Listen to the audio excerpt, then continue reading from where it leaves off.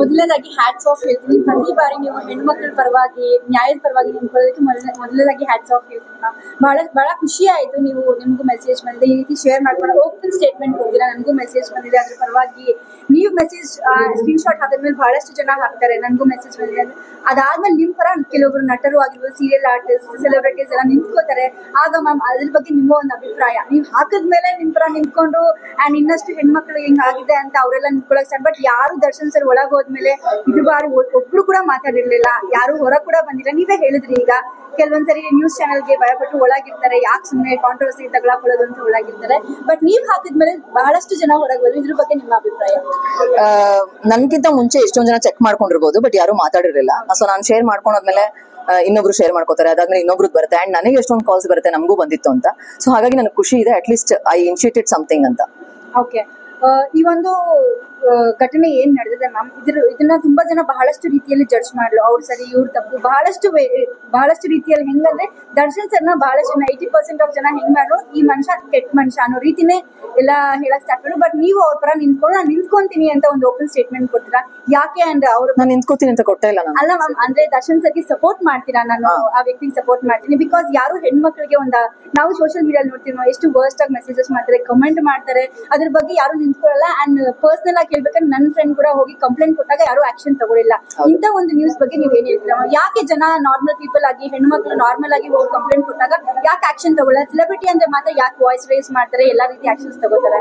Ma'am, ಸೆಲೆಬ್ರಿಟೀಸ್ಗೂ ತಗೊಳಲ್ಲ madam. Cyber complaint ತುಂಬಾನೇ ವೀಕ್ ಇದೆ. ನಾನು ಮಾರ್ಚಲ್ಲಿ ಒಂದು FIR ಹಾಕಿದ್ದೀನಿ ಒಂದು ಫೀಮೇಲ್ ಮೇಲೆ.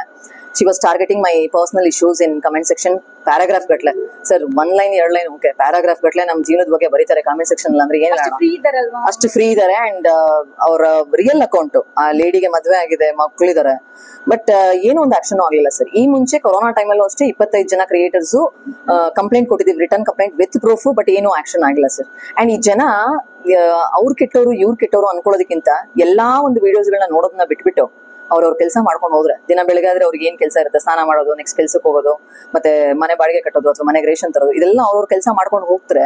ಕೇಸು ಅದ್ರ ಪಾಡಗೋದು ಬೇರೆಯವರು ಯಾರು ತನಿಖೆ ಮಾಡ್ತೀರಾ ಅದು ಪ್ರೊಸೀಡ್ ಆಗುತ್ತೆ. ಕೊನೆಗೆ ನಮ್ಗೊಂದು ಕನ್ಕ್ಲೂಷನ್ ಸಿಗುತ್ತಲ್ವಾ. ಅದ್ರ ಮಧ್ಯೆ ನಾವ್ ಏನಕ್ಕೆ ಸರ್ ಜಾಸ್ತಿ ಅದನ್ನ ಹೈಪ್ ಮಾಡ್ಬೇಕು ಅಥವಾ ಇನ್ನೊಬ್ರನ್ನ ಬೇರೆ ರೀತಿ ಪೊಟ್ರೆ ಮಾಡಿ ಕೆಟ್ಟವ್ರನ್ನ ಮಾಡಿಸ್ಬೇಕು ಅಂತ ಅಷ್ಟೇ. ಬಟ್ ಇದು ನನಗೆ ಬಂದಿರೋದ್ರಿಂದ ನಾನು ನನ್ನ ಸ್ಟೋರಿಯಲ್ಲಿ ಶೇರ್ ಮಾಡ್ಕೊಂಡಿದ್ದು. ಇನ್ಫ್ಯಾಕ್ಟ್ ಎಷ್ಟೊಂದ್ ಜನ ನೀವುಗಳೇ ನನ್ಗೆ ಬೈಟ್ಸ್ ಕೇಳಿದಿರ ಫೋನ್ ಮಾಡಿ, ನಾನು ಕೊಡಲ್ಲ ಅಂತಾನೆ ಹೇಳಿದ್ದೀನಿ. ಆದ್ರೆ ಈಗ ಈ ಒಂದು ಇವೆಂಟ್ ಬಂದಾಗ ನಾನು ಮಾತಾಡ್ಲೇಬೇಕಾಗುತ್ತೆ. ನೀವು ಕೇಳಿದಾಗ ನಾನು ಇಲ್ಲ ಅಂತ ಹೇಳಕ್ಕಾಗಲ್ಲ. ಸೊ ಹಂಗಾಗಿ ಹೇಳ್ತಿದ್ದೀನಿ, ಈ ಒಂದು ಅಕೌಂಟ್ ನನ್ನ ಬ್ಲಾಕ್ ಲಿಸ್ಟ್ ಅಲ್ಲಿ ಇರೋದು ಸತ್ಯ. ಅಂಡ್ ಇವಾಗ ಏನಕ್ಕೆ ಬಂದೆ ಅಂತಂದ್ರೆ, ಈ ಒಂದು ಅಕೌಂಟ್ ಆ ಹೆಸರಲ್ಲಿ ಇತ್ತು ಅಂತ ನನಗೆ ಇವಾಗ ಗೊತ್ತಾಗಿದ್ದು. ಅಂಡ್ ಆ ವ್ಯಕ್ತಿ ಅಕೌಂಟ್ ಇದೆ ಅಂತ ದ ಹಿಂದೂ ಪೇಪರ್ ಪಬ್ಲಿಷ್ ಮಾಡಿರೋದು. ಇದರಲ್ಲಿ ಯಾವುದೇ ರೀತಿಯ ಪಬ್ಲಿಸಿಟಿ ಗಿಮಿಕ್ಸ್ ಇಲ್ಲ. ಅಂಡ್ ಪಬ್ಲಿಸಿಟಿ ಗಿಮಿಕ್ಸ್ ನಾನು ಈ ತರ ಮಾಡಲ್ಲ, ನಂಗೆ ಅವಶ್ಯಕತೆನೂ ಇಲ್ಲ. ನಾನು ಪಬ್ಲಿಸಿಟಿ ಗಿಮಿಕ್ಸ್ ಮಾಡೋಂಗಿದ್ರೆ ಬಿಕಿನಿ ಹಾಕೊಂಡು ಎಲ್ಲಾ ರೀಲ್ಸ್ ಮಾಡಿ ಮಿಲಿಯನ್ ಗಟ್ಟಲೆ ಫಾಲೋವರ್ಸ್ ಮಾಡ್ಕೋತಾ ಇದ್ದೆ ನಾನು, ಸ್ಕಿನ್ ಶೋ ಮಾಡ್ಬಿಟ್ಟು. ಆ ತರ ಅಲ್ಲ, ಆ ಕ್ಯಾಟಗರಿಗೆ ಸೇರಿದ ಹುಡುಗಿ ಅಲ್ಲ ನಾನು. ಸೊ ನೀವು ಒಂದು ವ್ಯಕ್ತಿ ವಿಡಿಯೋ ನೋಡಿದಾಗ ಆ ವ್ಯಕ್ತಿ ಯಾರು ಏನು ವ್ಯಕ್ತಿತ್ವ ಗೊತ್ತಿಲ್ಲದೆ ಕಮೆಂಟ್ ಸೆಕ್ಷನ್ ಅಲ್ಲಿ ನೀವು ಡಿಬೇಟ್ ಮಾಡೋದಕ್ಕೆ ಬರಬೇಡಿ. ಏನಾದ್ರೂ ಆದ್ರೆ ಒಬ್ರನ್ನ ಸ್ಮೈಲ್ ತರ್ಸಕ್ಕಾಗತ್ತಾ ಒಬ್ರ ಮುಖದಲ್ಲಿ, ಅಥವಾ ಒಳ್ಳೇದನ್ನ ಹೇಳಕ್ಕಾಗತ್ತಾ ಹೇಳಿ. ನಾಳೆ ಬೆಳಗ್ಗೆ ನೀವು ನಾನು ಹಾಸಿಗೆ ಮೇಲಿಂದ ಎದ್ದೇಳ್ತೀವಾ ಇಲ್ವಾ ಗ್ಯಾರಂಟಿ ಇದೆಯಾ? It is so unpredictable, right? ಆ ಮಧ್ಯೆ ಈ ಒಂದು ಹೇಟ್ ಯಾಕೆ, ಈ ಒಂದು ಡಿಬೇಟ್ ಯಾಕೆ, ಈ ಒಂದು ಡಿಸ್ಕಷನ್ ಯಾಕೆ? ಅಷ್ಟೇ. ಈಗ ಸೋಷಿಯಲ್ ಮೀಡಿಯಾ ಅಲ್ಲಿ ಹೆಣ್ಮಕ್ಳನ್ನ ಟಾರ್ಗೆಟ್ ಮಾಡ್ತಾರೆ ಬಹಳಷ್ಟು ವಿಚಾರಗಳಲ್ಲಿ. ಅವ್ರು ಏನೇ ಮಾಡ್ರು ಅವ್ರನ್ನ ಸ್ಕ್ರಾಲ್ ಮಾಡಿ ಪ್ರತಿಯೊಂದು ಮಾಡ್ತಾರೆ. ಇದಕ್ಕೆ ಈ ಕಮೆಂಟ್ ಗಳಿಂದ ಬಹಳಷ್ಟು ಸೂಸೈಡ್ ಮಾಡ್ಕೊಂಡು ಎಷ್ಟೊಂದು ಘಟನೆಗಳು ನಡೆದಿದೆ. ಇದಕ್ಕೆ ಅಂತ್ಯನೇ ಇಲ್ವಾ? ಅಂತ್ಯ ಆಗ್ಬೇಕು ಮ್ಯಾಮ್. ಇವಾಗ ಯಾರಾದ್ರೂ ಒಬ್ರು ಕಮೆಂಟ್ ಮಾಡೋರ್ಗೆ, ನೆಗೆಟಿವ್ ಆಗಿ ಮಾತಾಡೋರ್ಗೆ, ಫಿಲ್ತಿ ಲ್ಯಾಂಗ್ವೇಜಸ್ ಬಳಸಿ ಕಮೆಂಟ್ ಮಾಡೋರ್ಗೆ, ಪ್ರೈವೇಟ್ ಪಾರ್ಟ್ಸ್ ಗಳ ಬಗ್ಗೆ ಮಾತಾಡೋರ್ಗೆ, ನ್ಯೂಡಿಟಿನ ಸೆಂಡ್ ಮಾಡೋರ್ಗೆ ಒಂದಷ್ಟು ದಿನ ಜೈಲ್ ಅಂತ ಆದ್ರೆ, ಆ ಒಂದು ವಿಡಿಯೋ ವೈರಲ್ ಆದ್ರೆ ಈ ಒಂದು ಪ್ರಾಬ್ಲಮ್ಸ್ ಇದಾಗತ್ತೆ. ಅಂಡ್ ನನ್ಗೇನ್ ಆಸೆ ಅಂತಂದ್ರೆ, ಎಲ್ಲಾ ಅಕೌಂಟ್ಗಳಿಗೂ ಆಧಾರ್ ಕಾರ್ಡ್ ಅಥವಾ ಪ್ಯಾನ್ ಕಾರ್ಡ್ ಕನೆಕ್ಟ್ ಆದ್ರೆ ಯಾರೋ ಒಬ್ರು ಕೂಡ ಫೇಕ್ ಅಕೌಂಟ್, ನಮ್ಗೆ ಗೊತ್ತಾಗದ್ ಬೇಡ ಅವ್ರ Aadhaar number, at least station ಗೊತ್ತಾಗೋ ತರ ಲಿಮಿಟ್ಸ್ ಅಲ್ಲಿ ಇದ್ರೆ ಬೆಸ್ಟ್ ಸರ್. ಈ ರೀತಿಯ ಒಂದು ಫೇಕ್ ಅಕೌಂಟ್ಸ್ ಗಳು ಕಮ್ಮಿ ಆಗುತ್ತೆ.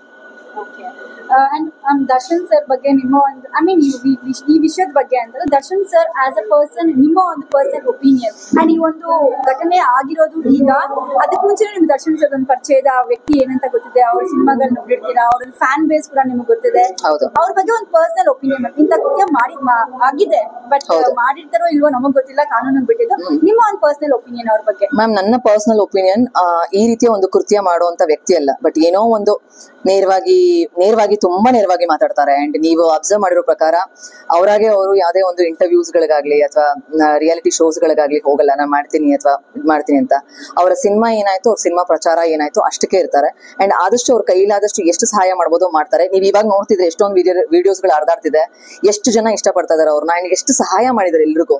ಸೊ ನನಗೆ ಅನ್ಸುತ್ತೆ ಪರ್ಸನಲಿ ಅವ್ರು ಈ ಒಂದು ಕೃತ್ಯನ ಮಾಡಿರಲ್ಲ. I wish that he should come back clean. And also ನನಗೆ ಅವ್ರ ಮುಖದಲ್ಲಿ ಒಂದು ಸ್ಮೈಲ್ ನೋಡ್ಬೇಕು ಅಂಡ್ ಮತ್ತೆ ಒಂದು ದೊಡ್ಡ ಹಿಟ್ ಕೊಡ್ಬೇಕು ಅನ್ಸುತ್ತೆ. ಇನ್ನೊಂದು ಆಸೆ ಏನಿದೆ ಅಂತಂದ್ರೆ, ಅವರು ಕ್ಲೀನ್ ಆಗಿ ಬಂದ ಮೇಲೆ ಪೊಲಿಟಿಕ್ಸ್ಗೆ ಏನಾದ್ರು ಹೋಗಿ CM ಆದ್ರೆ ಈ ರೇಪ್ ಮಾಡೋರು ಮತ್ತೆ ಕೆಟ್ಟದಾಗಿ ಹೆಣ್ಮಕ್ಳ ಜೊತೆ ವರ್ತಿಸೋರ್ಗೆಲ್ಲ ಸ್ಟ್ರಿಕ್ಟ್ ಆಕ್ಷನ್ ತಗೋತಾರೆ ಅಂತ ಅನ್ಕೋತೀನಿ. I wish him in that place. Why? Because ಈ ರೀತಿಯ ವ್ಯಕ್ತಿಗಳು ಅಂತ ಒಂದು ಪ್ಲೇಸ್ ಅಲ್ಲಿ ಇದ್ರೆ ಖುಷಿ ಆಗತ್ತೆ. ನಂಗೆ ಇಷ್ಟ ಅಂದ್ರೆ ದರ್ಶನ್ ಸರ್ ಆಚೆ ಬರೋದು ನನಗೆ ಇಷ್ಟ ಇದೆ. ಅವ್ರ ಮುಖದಲ್ಲಿ ಆದಷ್ಟು ಬೇಗ ಸ್ಮೈಲ್ ನೋಡ್ಬೇಕು ಅಂಡ್ ತುಂಬಾನೇ ಹಿಟ್ ಸಿನಿಮಾಗಳನ್ನ ನೋಡ್ಬೇಕು ಇನ್ ಮುಂದೆ. Okay ma'am. ಅಂದ್ರೆ ದರ್ಶನ್ ಸರ್ ಏನೀಗ ಈ ಒಂದು ಘಟನೆ ಆಗಿದೆ, ಇದ್ರ ಬಗ್ಗೆ ಬಹಳಷ್ಟು ಹೆಣ್ಣು ಮಕ್ಕಳು ಖುಷಿ ಪಡ್ತಾರೆ. ಹಿಂಗ್ ಮಾಡಿರೋರ್ಗೆ ನಾವೊಂದು ಮನೇಲಿ ಕುತ್ಕೊಂಡು ಏನ್ ಮಾಡಕ್ಕಾಗಲ್ಲ, ಪೊಲೀಸರು ಕೂಡ ಏನು ಮಾಡಕ್ಕಾಗಲ್ಲ. ಬಟ್ ದರ್ಶನ್ ಸರ್ ಏನೋ ಒಂದು ಪಾಠ ಕಲ್ಸಕ್ ಹೋದ್ರು ಅನ್ಸುತ್ತೆ. ಬಟ್ ಏನೋ ಒಂದ್ ರೀತಿಯಲ್ಲಿ ಅದು ಆಗಿದೆ ಅಂತ. ಮ್ಯಾಮ್ ಇಲ್ಲ, ಅವರು ಏನೋ ಇದನ್ನ ಮಾಡಿದಾರೆ ಅಂತ ನಾನು ಹೇಳ್ತಿಲ್ಲ, ಅಥವಾ ಏನೋ ಮಾಡಕ್ ಹೋಗಿ ಏನೋ ಆಗಿರ್ಬೋದು ಅಲ್ವಾ. ಇದು ಏನ್ ಆಗಿದೆ ಅನ್ನೋದು ನಮ್ಗೆ ಗೊತ್ತೇ ಇಲ್ಲ. ಸೊ ಇದೆಲ್ಲ ಯಾರಿಗ್ ಗೊತ್ತಿರುತ್ತೆ ಅಂತಂದ್ರೆ ಪೊಲೀಸ್ ಅವ್ರು ಏನ್ ತನಿಖೆ ಮಾಡ್ತಿದ್ದಾರೆ ಅವ್ರಿಗೆ ಗೊತ್ತಾಗತ್ತೆ. ಅಂಡ್ ಸಾಕ್ಷಿ ಆಧಾರಗಳ ಮೇಲೆ ಅವರು ಎಲ್ಲದನ್ನು ತೂಕ ಮಾಡ್ತಾರೆ. ಸೊ ಅಲ್ಲಿವರೆಗೆ ನಾವ್ ಇದ್ರ ಬಗ್ಗೆ ಏನು ಮಾತಾಡಕ್ಕಾಗಲ್ಲ. ದರ್ಶನ್ ಸರ್ ಇದನ್ನ ಮಾಡಿದಾರೆ ಅದಕ್ಕೆ ಖುಷಿ ಆಯ್ತು, ಇಲ್ಲ ಅವ್ರು ಮಾಡಿದಾರೆ ಅಂತಾನೆ ನಾನು ಹೇಳ್ತಿಲ್ಲ, ಮಾಡಿಲ್ಲ ಅಂತಾನು ಹೇಳ್ತಿಲ್ಲ. ಇದು ತನಿಖೆಲಿದೆ, ನಾವು ಅದ್ರ ಬಗ್ಗೆ ಡಿಸ್ಕಷನ್ ಮಾಡಕ್ಕಾಗಲ್ಲ.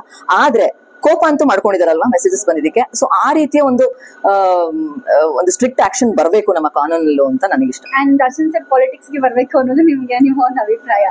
S ma'am. ನನಗೇನ್ ಅನ್ಸುತ್ತೆ ಅಂದ್ರೆ ಅವ್ರು ಹೊರಗೆ ಬಂದ್ಮೇಲೆ ತುಂಬಾನೇ ಡಿಫ್ರೆಂಟ್ ಆಗಿರೋ ವ್ಯಕ್ತಿ ಆಗ್ತಾರೆ. ಅಂಡ್ ತುಂಬಾನೇ ಅವ್ರು ಕಲಿತಾರೆ. ಈಗ ಆಲ್ರೆಡಿ ಅವ್ರು ಕಲಿತಾ ಇರ್ತಾರೆ ಇಷ್ಟೊಂದು. So I wish him he will come back clean with smile on his face.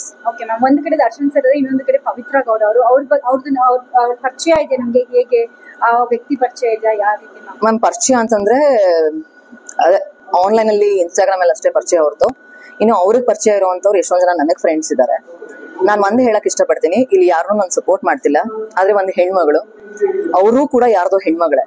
So ನೀವು ಕಮೆಂಟ್ ಸೆಕ್ಷನ್ ಗಳಲ್ಲಿ ಅವರ ಒಂದು ಮಗಳ ವಿಡಿಯೋಗೆ ನೀನು ನಿಮ್ಮ ಅಮ್ಮನ ತರಾನೇ ಸೂಳೆ ಅಂತ ಹಾಕೋದಾಗ್ಲಿ, ಅಥವಾ ಅವರ ಅಪ್ಪ ಅಮ್ಮ ಇದನ್ನ ಬೀಪ್ ಮಾಡಿ, ಅವ್ರ ಅಪ್ಪ ಅಮ್ಮ ಅವ್ರನ್ನ ವಿಸಿಟ್ ಮಾಡಕ್ ಹೋದಾಗ ಇವ್ರನ್ನೆಲ್ಲ ನಾವು ಇಡೀ ಫ್ಯಾಮಿಲಿನ ಸುಟ್ಟು ಹಾಕ್ಬೇಕು ಅಂತ ನಿಮ್ಮ ದ್ವೇಷನ ತೋರ್ಸೋದಾಗ್ಲಿ, ಎಲ್ಲವೂ ನನ್ಗೆ ಅರ್ಥ ಆಗುತ್ತೆ.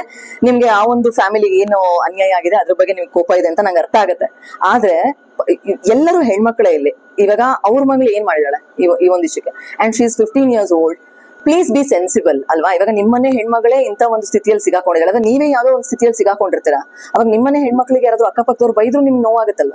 ಸೊ ಹಂಗಾಗಿ ಮಕ್ಳುಗಳಿಗೆ, and even Venish is also 15 years old, ಅವ್ರಗಳಿಗೆ ಇವಾಗ ನೋಡಿ ಅವ್ರು ಸ್ಕೂಲ್ಗೆ ಹೋಗ್ತಾರೆ, ಎಲ್ಲ ಸುತ್ತಮುತ್ತ ಇದನ್ನೇ ಮಾತಾಡಿರ್ತಾರೆ. ಅವು ಎಳೆ ಮನ್ಸುಗಳು ಏನಾದ್ರು ಮಾಡ್ಕೊಂಡ್ರು ಹಂಗೆಲ್ಲ ಕಮೆಂಟ್ ಗಳು ಹಾಕೊಂಡು ಏನು ಕೆಲಸ ಇಲ್ಲದೆ ಇರ್ತಾರಲ್ಲ, ಅದು ಒಂದು ಫ್ಯಾಮಿಲಿ, ಅವ್ರಿಗೂ ಒಂದು ಮನ್ಸ್ ಅಂತ ಇರುತ್ತೆ. ಆಮೇಲೆ ಎಷ್ಟೊಂದು ನ್ಯೂಸ್ ಗಳನ್ನ ಕ್ರಿಯೇಟ್ ಮಾಡ್ತಿದ್ದೀರಾ, ಇವರು ದುಡ್ಡುಗೆ ಹೋಗಿ ಹಿಂಗ್ ಮಾಡ್ತಿದಾರೆ, ಹಂಗ್ ಇದು ಮಾಡ್ತಿದಾರೆ, ಇವ್ರು ಹಿಂಗಿದ್ರು ಹಿಂಗಾಗ್ಬಿಟ್ರು, ಇವ್ರು ನಮಗೆ ಯಾರಿಗೆ ಗೊತ್ತಿದೆ ಸರ್? ನೀವ್ ನೋಡಕ್ ಹೋಗಿದ್ರೆ ಸರ್, ಯಾವ ಹೆಣ್ಮಕ್ಳು ಬಗ್ಗೆನೂ ಫಾಲ್ಸ್ ನ್ಯೂಸ್ ಇದು ಸ್ಪ್ರೆಡ್ ಮಾಡೋದು ತುಂಬಾ ತಪ್ಪಿದೆ ಸರ್. ಅವರು ಯಾರೋ ಹೆಣ್ಮಗಳೇನ ಅಲ್ವಾ?